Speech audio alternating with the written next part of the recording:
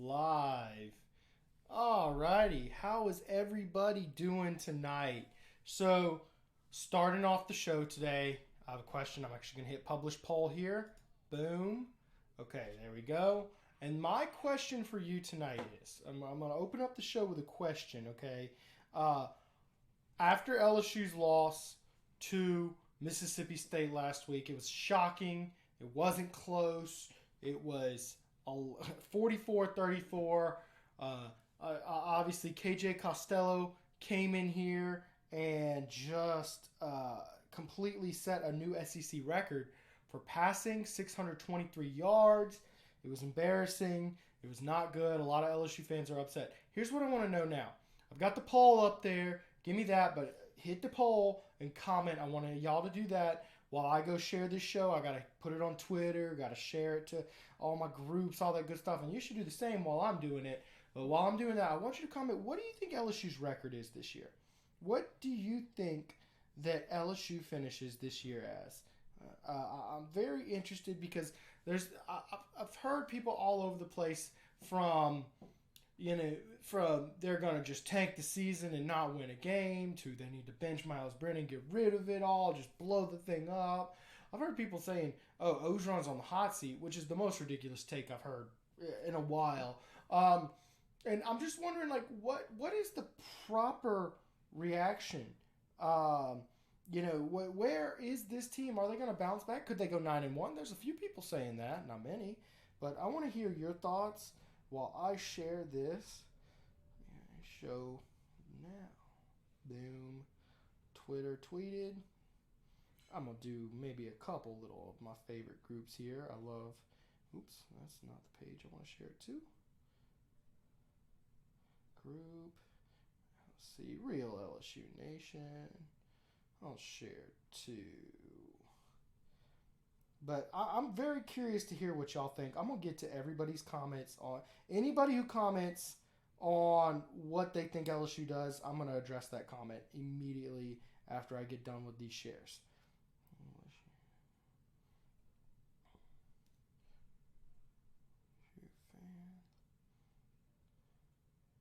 Boom, boom, boom, boom. All right. I think that's good for now. All right. So I've got the Twitter tweeted. I see the poll coming in. Early results are I got 2 votes for 6 to 7 wins. I've got 1 for 4 or less. Do I have any comments so far? No comments so far. All right. So my thoughts are LSU, shocking loss. I predicted last week that LSU would win. They wouldn't cover the spread.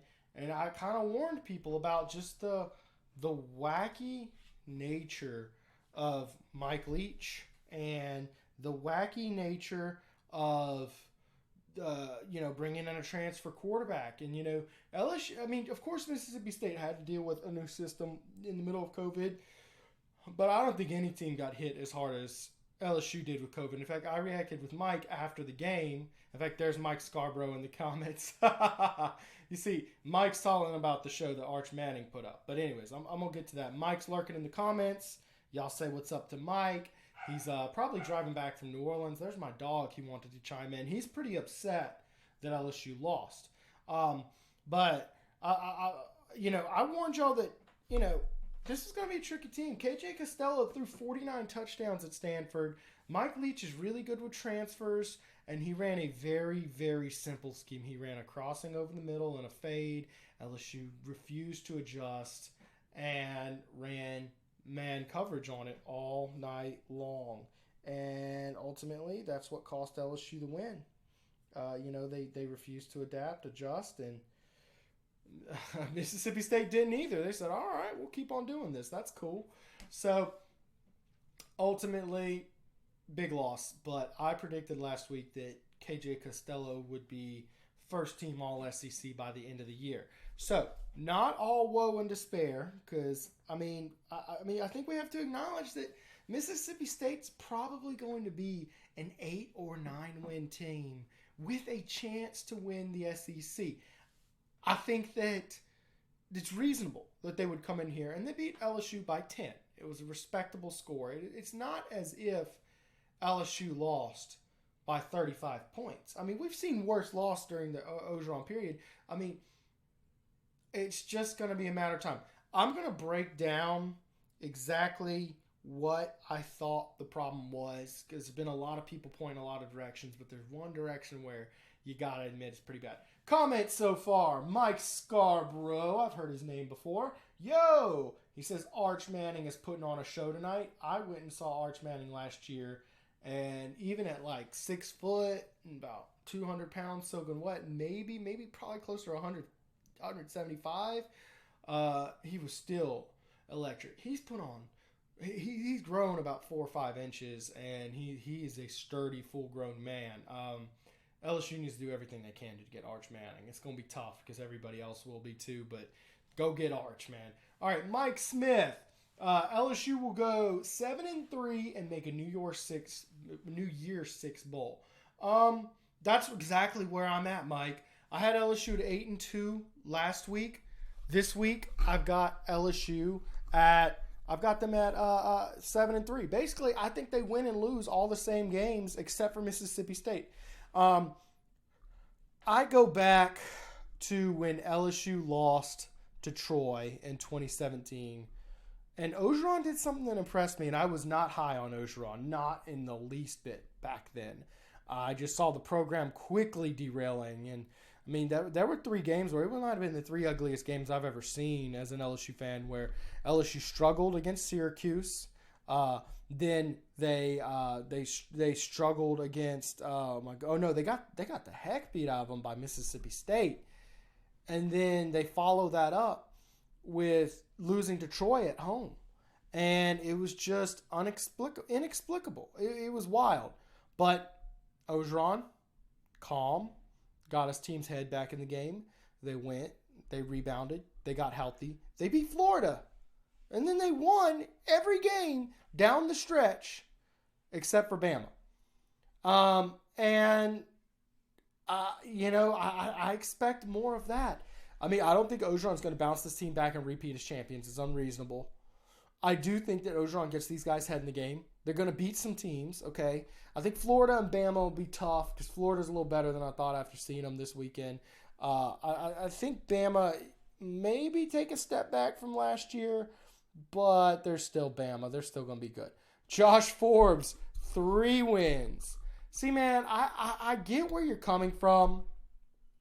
That team might have looked like, I don't know about 3 wins. I mean, 3 wins. I mean, they play Missouri and Vanderbilt in the next 2. They're going to be 2-1 after these next 2 games. That'd be really bad. But I do get the way they played at DB. But think about this. What if I told you that your team was really bad in coverage? And to fix that, I was going to give you the very best cover corner in all of college football, and he's perfectly healthy. Wouldn't you think that helps just a tad? Yeah, I'd say it helps just a tad. Moving on, Joshua Forbes, people have pretty crazy expectations. We have a new team, basically, rebuilding year. I totally get it. I get it. I think 3 wins. To be frank, in an all SEC year, a 4-win season after all they lost, that's reasonable. It's reasonable. I just think they're actually better than that because of how Ogeron is recruited, and there's a lot of people in place, and they get a lot of good players back. Let's see here. Josh also thinks that State's going to be number 2 in the West, just like I do.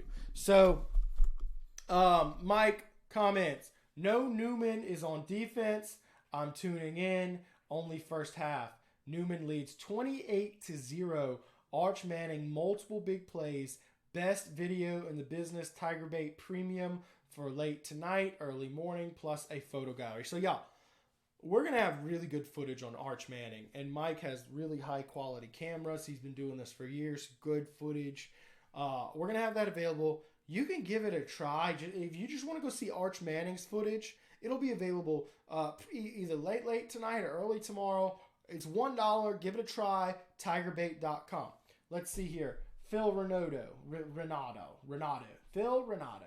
It basically had nothing to do with Leach. Finally, O admitted today that many players were loafing, regardless other factors.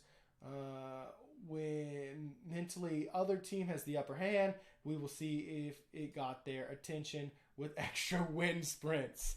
Yeah, wind sprints will do that, man.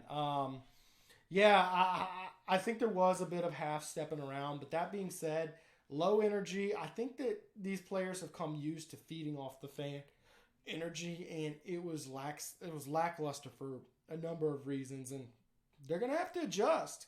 Uh, yes, the energy wasn't there, but I mean, ultimately, they still had a chance to win that game. They tied it late in the game. Brennan threw for 345 yards. They're gonna have to whip it up. I think Ogeron. I think if we criticize him for anything, it's never been to motivate his team. I bet you he gets that fixed. Let's see here. I noticed on the replay, players were stopping G while play went on. There wasn't that killer instinct. Okay, so he's just talking about they're not finishing the plays. Okay, I get it. You're right. There was a little bit of intensity down. I don't think that's the problem with this team, guys. I think the biggest problem was you're putting a lot of fresh guys out there. Jay Ward was a little hobbled out there, and he was new. Eli Ricks, first game ever with LSU, and he's the number one corner. He's the guy taking all the pressure, and he played serviceably. He played well. He got beat a few times. He made an interception. I think he'd do better in that number 2 spot where there's less pressure on him. But we will see. I think adding Derek Stingley Jr. is going to be a huge help. I think Miles Brennan for the first 20 minutes of the game was trying to be Joe Burrow because that's what he was watching. All last year. He tried to run out. He tried to buy time. And really, he just needed to get rid of the ball more quickly. In the back 40 minutes of the game, he actually played pretty well. So I don't think Miles Brennan's a problem. I think he's only going to get better and better. This team's only going to get more and more experience as we move on.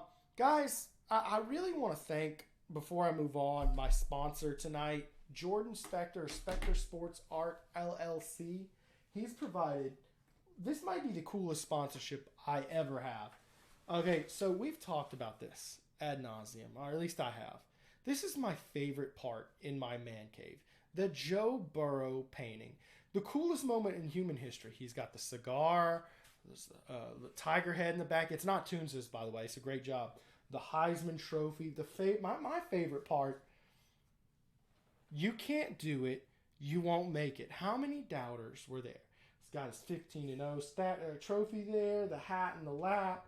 Maybe a little bit of censorship on that. But it is just super, super cool. You can go get one just like this. I mean, sizable, nice, canvas painting. Go click the link in the bio of this video. This is probably the coolest sponsorship I'm going to get to do. So thank you, Jordan. Y'all go give him a like, follow. He does tons of paintings. He gave me a teaser today of his next LSU pitcher, and I'm very excited about it. I had to, oh man, would I be doing you a disservice? I'm going to just tell you, I suggested the name to him today, and I just told him, dude, just perfection.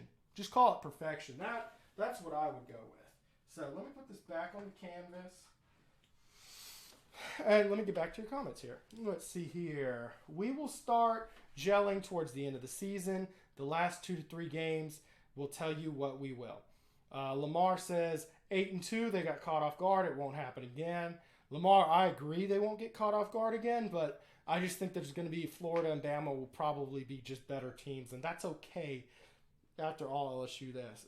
Bo says, have next year? Well, I don't think it's next year quite yet. When do you think LSU will get their next commitment? That's a very good question, Mike Smith. Right now, the recruiting world is a little in an odd place, okay? Recruits are kind of waiting because they can't take any official visits. They're currently postponed till 2021. So a lot of recruits, especially the early enrollees, are having to figure out what the heck do I do? So a lot of them are on standstill. I can't tell you when. I can tell you that they're waiting on that, and if not, they'll make a decision. All right, I have to plug some work Mike did on the site, Mike Scarborough. He did his war room today, okay? And before you go in, it looks like just a generic little talking. No, Mike went in and broke down all 7 remaining spots, who it will be, who it probably will, his predictions. He gave the total breakdown from top to finish. And y'all, I'm sorry, from start to finish there. Y'all, there's some big names on that list. And it's looking really good. That list alone, I mean, that literally just tells you almost everything you need to know for this recruiting cycle, where it stands right now by itself. Okay, so give that a try. If you're not a subscriber, it's available to our subscribers. If you're not, it's $1. So go give that a try. And as far as the game, a lot of people were asking on our last show if losing that game the way you did is going to impact recruiting. And yeah, my take was, well, look, if they had come out and ran 30 toss dives and the offense looked anemic and no creativity, sure, it would have hurt recruiting. Guys like Arch Manning, guys like Walker Howard, guys like Garrett Nussmeier, they're looking at that and they're saying, dude, what the heck am I getting myself into? I don't want to play in that. But that's not what we saw. Miles Brennan threw for 345 yards. And to be quite frank, it really wasn't. The offensive play calling was fine. I know a lot of people are going to take exception to that. Should have ran the ball more. Should have done this. Look, okay, you're down early in that game. Of course you get in a shootout. No, you don't need to be running the ball too much more early on. You got to get your short passing game. They called a lot of short passing routes. Not all of them, but a lot. The real problem was Miles he had open receivers and just wasn't finding them. So a lot of film and a lot of experience are going to fix that. He wasn't quite as developed as I thought he was going to be, but a lot of that has to do with COVID. He just wasn't quite ready to go. Let's see here. Do you think Bama is going to run the score up on us for the Coach O comments last year's loss? Josh, I wouldn't be worrying about Bama running up the score on this team. I think they're going to get better and better and better with every week. I think they're going to have some hiccups this week because it's their first road trip and there's a team that's still trying to find its identity very clearly. I think by the time Bama comes around, they'll be a serviceable team. I mean, Bama might beat them by a touchdown or two, but I mean, they're not gonna be like up 45-3 and decide to go for two. I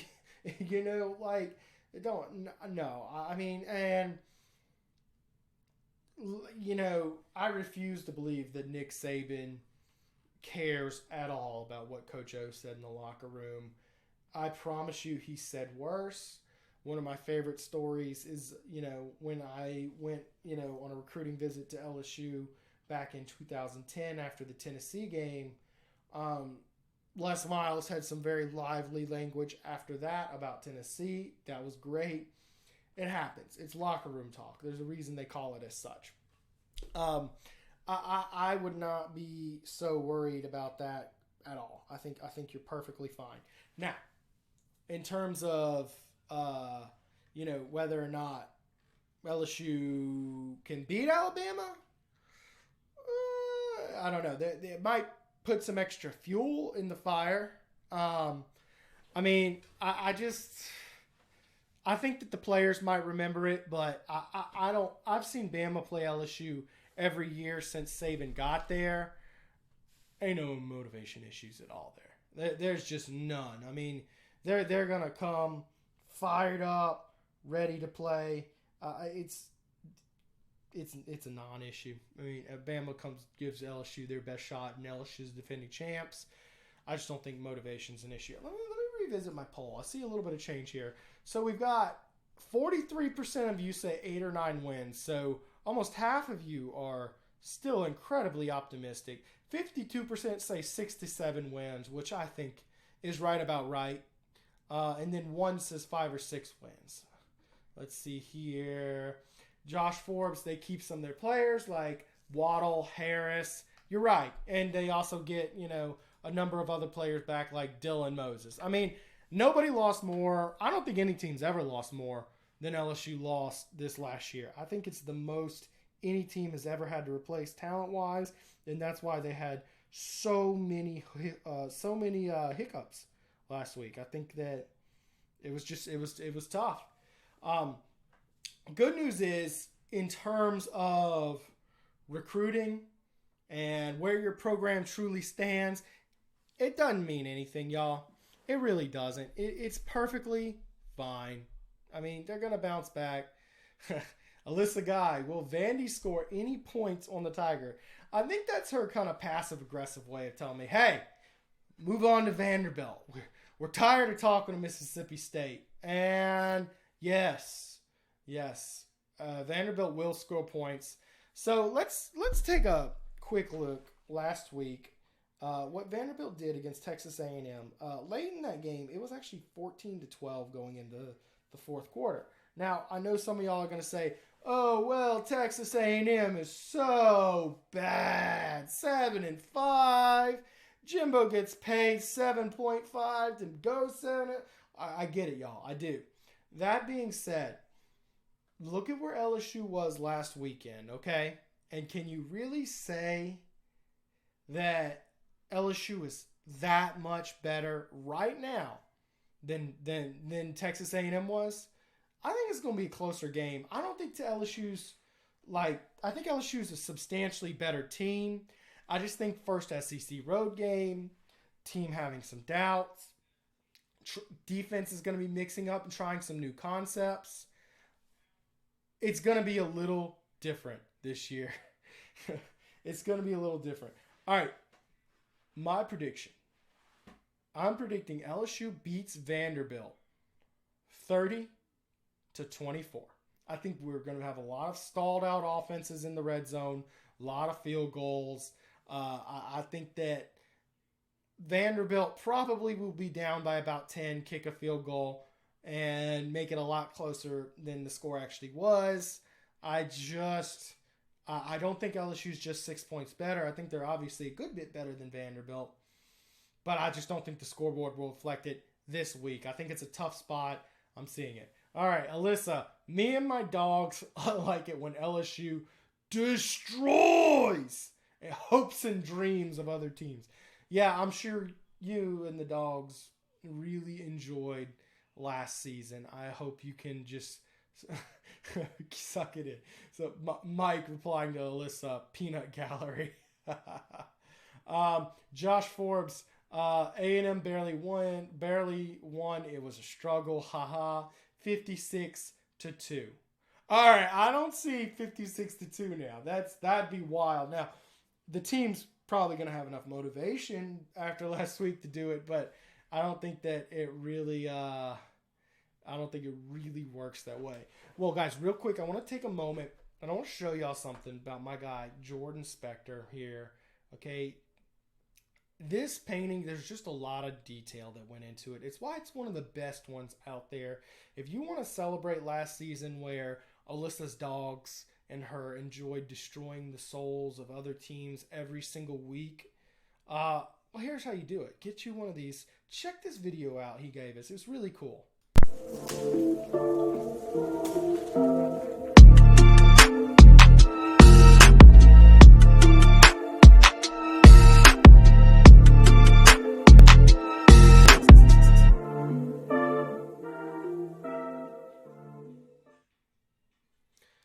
So yeah, thank you so much for that, Jordan. That is so cool. Again, guys, the coolest sponsor I think I could possibly have for tonight. I am so stoked to have Jordan Spector on board this season. So y'all check out the link at the bio and keep an eye on him. Follow his page because he's putting out another painting and it's going to be really cool with even more culture of the LSU team embedded throughout there. So y'all keep an eye out for him. And guys, I just want to point out, this painting, he had to partner with Joe Burrow to use his image here. And instead of taking a portion of the proceeds, Joe Burrow asked him to donate it to charity. So the prints that are sold, all proceeds, a portion of Joe Burrow's portion of the proceeds go to the Joe Burrow Foundation. It also goes to Dreams Come True, Louisiana. So really cool, two great charity organizations doing great work for Ohio and Louisiana. That's what this goes to. So go click that link in the description of this video and get you the coolest piece you could possibly have in your man cave. You know, light, big enough for people to notice, but not too big. I love this painting, y'all. I mean, it just captures the greatest moment in LSU history. I had a debate last year whether or not, I mean, Joe Burrow's getting a statue. I think that's just a foregone conclusion. Just the debate is it that? Or is it the Burrow jersey? I don't know. What y'all tell me, which one deserves a statue more? Is it the Burrow jersey or is it the Joe Burrow smoking a cigar? Because, look, I thought nothing could top the Burrow jersey. Bruh. Anyways, so last week, Ken Seals was 20 of 29 for 150 yards. He only threw one touchdown and 150 yards. That's against Texas A&M. Okay, so they're not afraid to throw it out. They did some more dink and dunk type stuff. But it wasn't just the deep ball that hurt LSU last week. Okay, a lot of people are missing that tackling was such a problem. Tackling was possibly the worst I've ever seen LSU tackle. And I've seen some pretty rough tackling performances in the many decade I've watched LSU play. They averaged 10 yards after catch. They had 389 yards after catch on 36 completions. I mean, it was not fun. Not fun at all.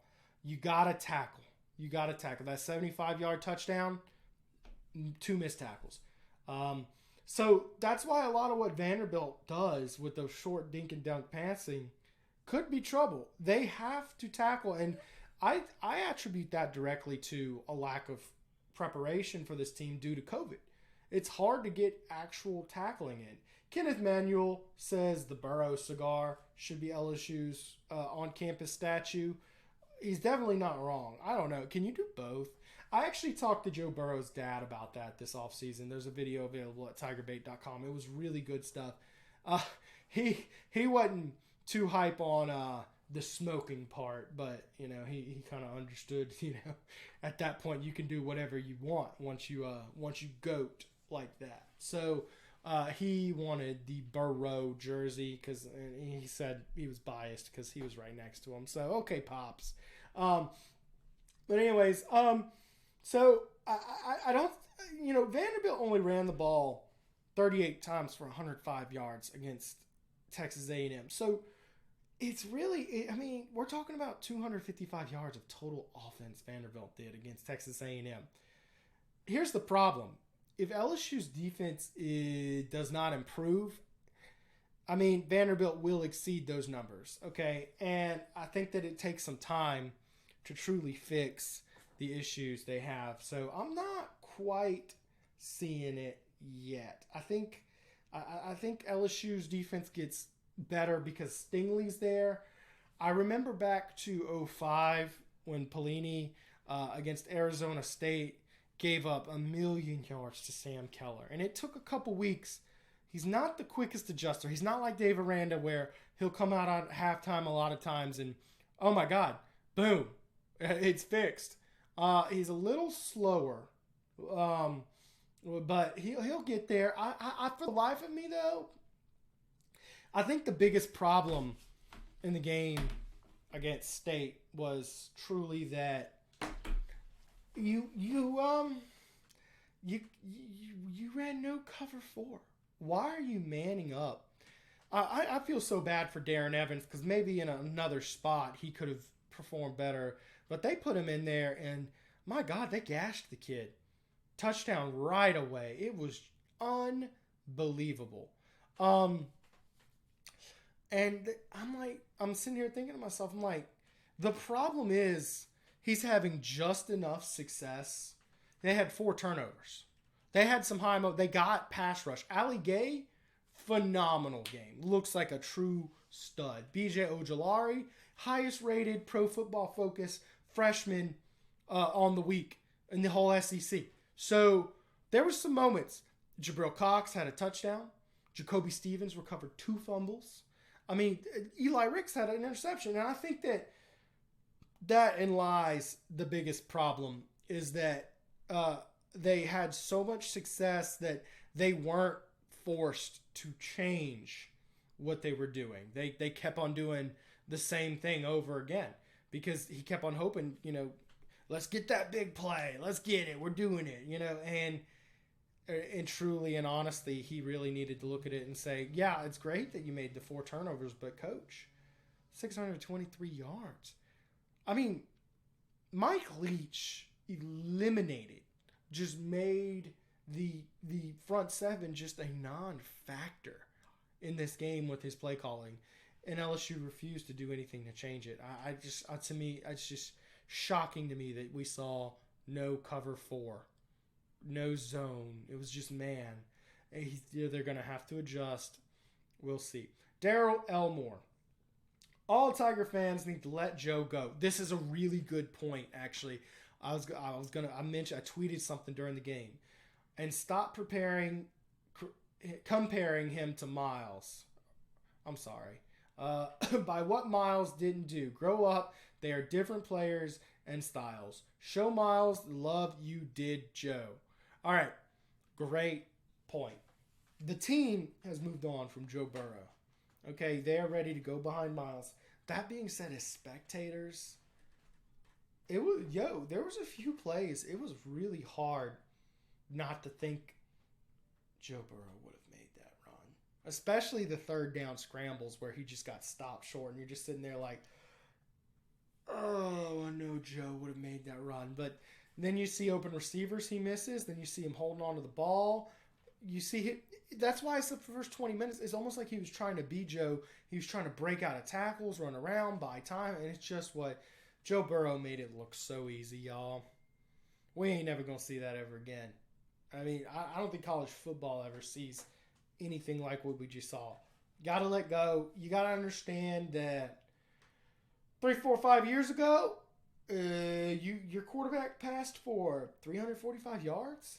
Yo. That's impressive, man. That's a real... I remember Mettenberger passed for 272 against Bama in 2012. And people were sitting there just... I still remember the CBS Vern Lundquist, valiant in defeat. I mean, Mettenberger the next year went to Georgia and threw for 380. And they said it was another, one of the greatest performances in a loss ever. But here we are sitting 345 yards from Miles Brennan, and everybody's acting like he needs to be benched. And I hate to tell you, Miles Brennan ain't getting benched, y'all. I mean, he would have to throw 6 interceptions to get benched because behind him, you've got 2 true freshmen. You've got TJ Finley and Max Johnson, and I'm not even sure which one truly comes in the game. I think the word on the street is Max Johnson, but I'm really not sure. That they're probably pretty neck and neck. Miles Brennan is your only chance for this year and probably next year of having a contending team. Let's see here. Do you think the offense will try to run more? That's from Kenneth Manuel. Kenneth, yes. Yes, I do. I think they're going to look at last week and they're going to realize they got a little too one-dimensional. Yes, you want to have an offense that's attacking. You want to pass on the first down. That being said, you also don't want to go 3 and out. You don't want to be a 3 and out machine. That's the problem with a lot of these spread teams. A lot of even Mike Leach teams is once you get out athleted, their system's built on exploiting mismatches and just exploiting the crap out of them, which is exactly what Mike Leach did last week. He just exploited the ever-living crap out of it. And when there's none, the system can struggle. And unless you really didn't have any, gaping mismatches they were able to take advantage of. So it was just an issue. I think they're going to run more. I don't think they have a Clyde Edwards-Helaire this year. I think they've got a few talented guys. Chris Curry looked good in spots. John Emery Jones looked good in spots. Tyrion Davis-Price looked good in spots. It's going to be a 3-headed monster all year. They're going to stay fresh, keep them rotated because they're all kind of in the same ballpark. So I do think they run the ball more, but not like we're not going to see toss dives. We're not going to see first, second down, run. We're not going to see 12 passes. You're probably going to see 25 at least passes. Okay, I probably would go as far to say you'll see maybe a few more runs than that. I think they're going to try to go back to 50-50 like they were for the most part of last year. Shout out to the punter, but how old is he? 30? Y'all, Zach Von Rosenberg is my favorite player in LSU history. Let me tell you why. Okay, he's keeping me young. He is preserving my youth. Okay, in LSU history, I have never had a team where I was older than every single player because of Zach Von Rosenberg, my dude. Okay, he just turned 30. I am 28. Thank you, Zach. He's actually guaranteed me on Twitter. He's guaranteed it. I have the tweet. I'll retweet it and I'll put it out there for eternity. I'm good through 2021. He's saying he's going to be back another year. Now, I have no idea what the validity of that. He's a senior, but COVID probably will put a wrench in that. Yo, we'll see. But he said, dude, you're on your own after 2021. Shout out to Zach Von Rosenberg. He had a semi-baseball career and afterward decided to just go relive the college life, which it's an interesting concept because, how many people, you made all that money playing, semi-pro baseball. Why not go live the dream of being a college LSU player? Because he probably wanted to be a college LSU player once upon a time. And now he has a national championship ring he'll be able to wear around his neck or on his ring, on his finger for the rest of his life. Thank you for keeping us updated, of course. Let's see here. I can't hear you. Turn your volume up, brah. Like freedom rock. All right. I'll put my mic right here and we'll talk into it. I've been having a couple issues. It's a very nice mic. I've been breaking in. I've been having a few issues with it being a little too quiet. So I will try to put it near. And what I want, if someone could hook me up with this, one of these fancy arms these dudes have where the mic just kind of goes right to you. That's what I want. I'm trying to upgrade this studio. I got my fancy Halo light on me. We got all the new software going, but work with me here as I work out a few kinks. I'm going to move the mic a little bit closer here for you, but thank you for your feedback, Mike Robichaux. I appreciate it. You know what else I appreciate? I appreciate Jordan Spector for donating the world's coolest painting tonight for the cause. I have it in my man cave. You should have it in your man cave. It is Burrow, commemorating the coolest moment in human history. He's got the national championship hat. He's got the Heisman Trophy. Mike in the background. There is the national championship trophy. How beautiful. It even says 15-0 on it. You can't do it. You won't make it. A tribute to how he started off as a transfer from Ohio State. Okay, Nebraska didn't want him. That's where he wanted to go. Transferred out. Nebraska didn't want him again. Went to LSU 1 year. Everybody was hating on him because he wasn't a great player. 1 year later, he goats out. Okay, he just tears it up. I'm going to play a quick video just showing off a few details from Jordan. Thank you so much for sharing this with us, Jordan, because this is really cool video content showing how he made it.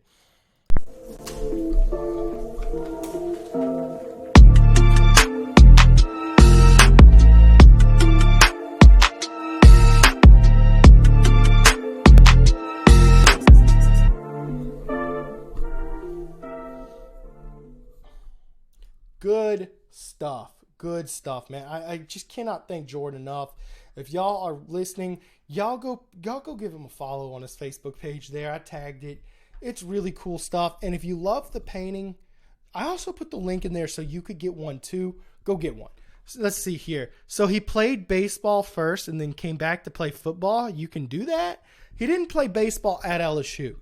He went straight to semi-pro baseball. Okay, I can't even name you the teams and whatnot he played, but he played for a few years. Started working out here at Traction, and, he was a really good punter. He was actually a quarterback at Zachary High. And then he just decided to come punt. He beat out Josh Grouton for the starting punting job as a freshman, as a little bit of an age advantage, but he beat him out, and he's been doing a really good job. I mean, he doesn't have the most booming leg in the world, but I mean, he was named the Ray Guy Award watch list winner last week. I'm just trying to. It's like punter of the week, specialist of the week last week. Which, by the way, shout out Ray Guy, distant relative of mine from when my family dates back to Ellisville, Mississippi. He played for Southern Miss, so little family connection there for you, Zach. Represent. But yes, guys. So I wanna know. So I went ahead and said 30-24. LSU beats Vandy by 6 points. Is that right? Am I nuts to think that LSU might struggle this week? Am I nuts? Because I just don't. I think they're going to be just finding themselves, and it's okay.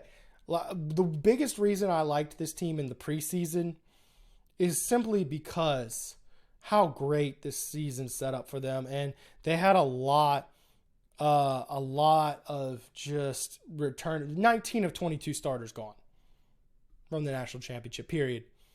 I mean, that's going to hurt every single time. So Josh goes 3-2. What was that game? Was it Mississippi State Auburn that ended 3-2 maybe 10 years ago?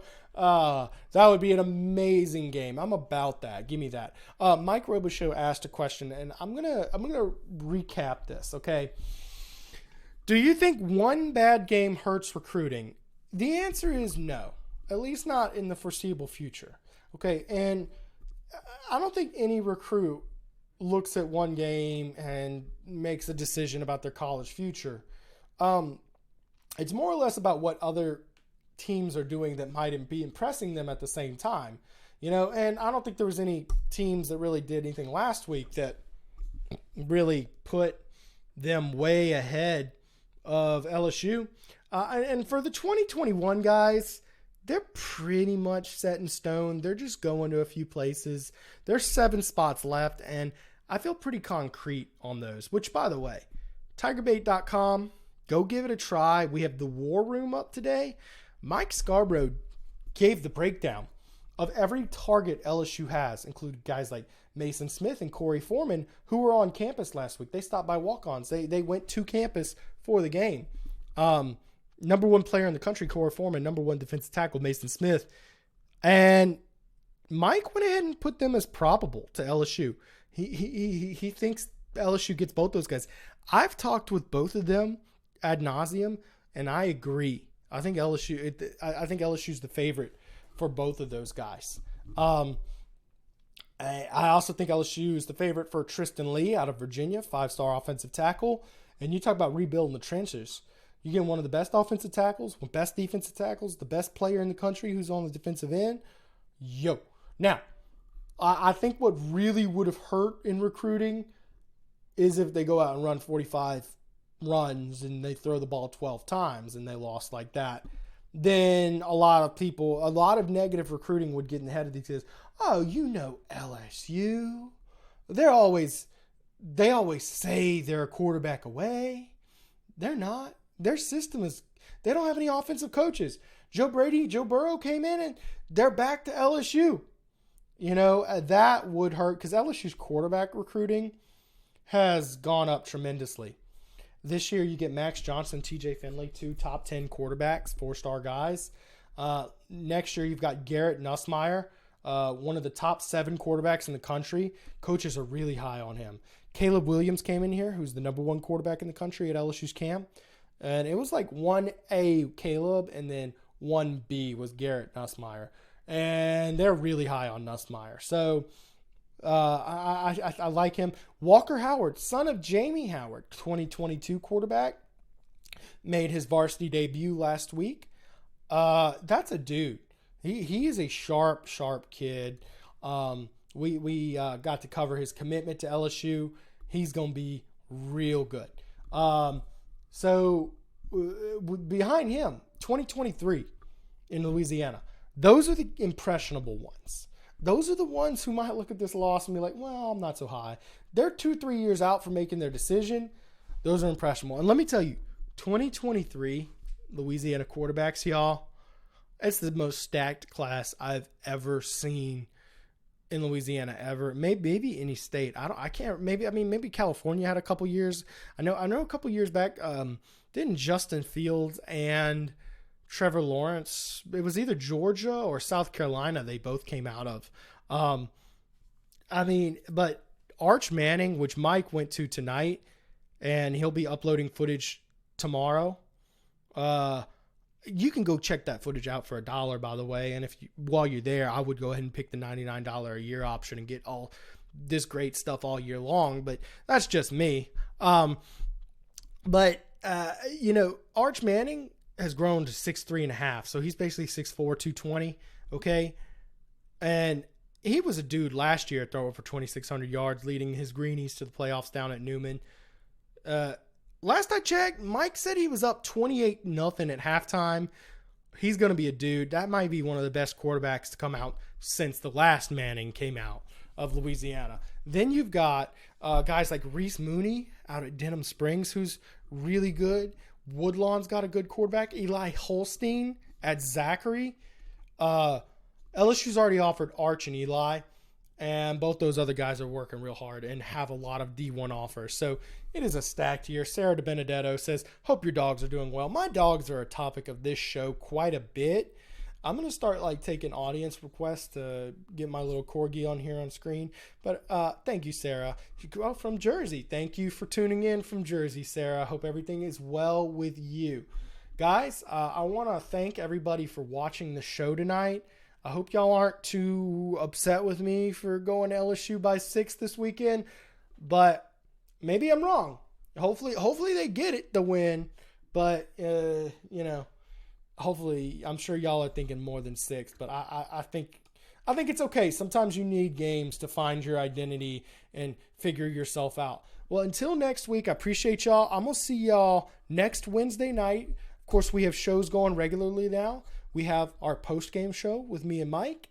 That is every Saturday or whenever LSU plays. I don't know. They might play outside of a Saturday. Who knows? This is COVID year. We'll see. We also have Wednesday night show, which is usually my show. This week we did a little switcheroo, so Mike could go down there to see Arch. And I did the Thursday night. So I'll see all y'all next Wednesday. Thank y'all for tuning in. Do yourself a favor while you're here. Hit that bell, top right-hand corner. Subscribe, just so you get notifications when we go live for those 3 shows a week. You won't regret it. Thank y'all. Have a great night.